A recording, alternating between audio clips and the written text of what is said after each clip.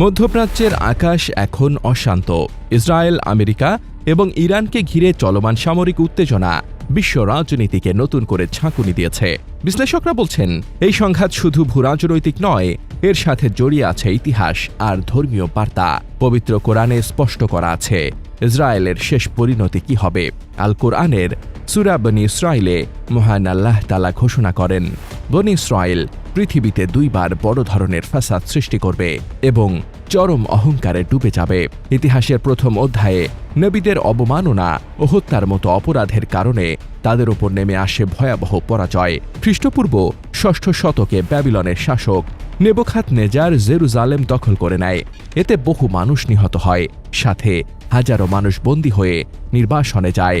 কিন্তু কোরআন জানায়, পরবর্তীতে আল্লাহ তাদের আবারও শক্তি, সম্পদ ও জনসংখ্যা বাড়ানোর সুযোগ দেন। এরপর ইতিহাসে আসে তাদের দ্বিতীয় বিপর্যয়।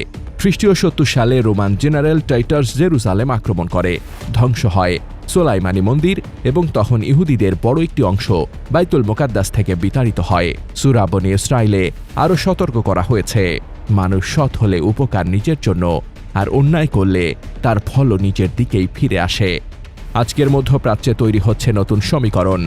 ইরান তাদের দূরপাল্লার ক্ষেপণাস্ত্র, ড্রোন প্রযুক্তি এবং সামরিক সক্ষমতা বাড়িয়েছে বলে বিশ্লেষকদের ধারণা, যার ফলে সংঘাতের ভারসাম্য আগের মতো একপাক্ষিক নেই। অনেক ইসলামী চিন্তাবিদ মনে করেন, ইতিহাসের সেই সতর্ক বার্তা আজও ভীষণ প্রাসঙ্গিক। অন্যায় ও সংঘাত যদি অব্যাহত থাকে, তবে কোরআনে বর্ণিত বিপর্যয়ের পুনরাবৃত্তি অসম্ভব নয়।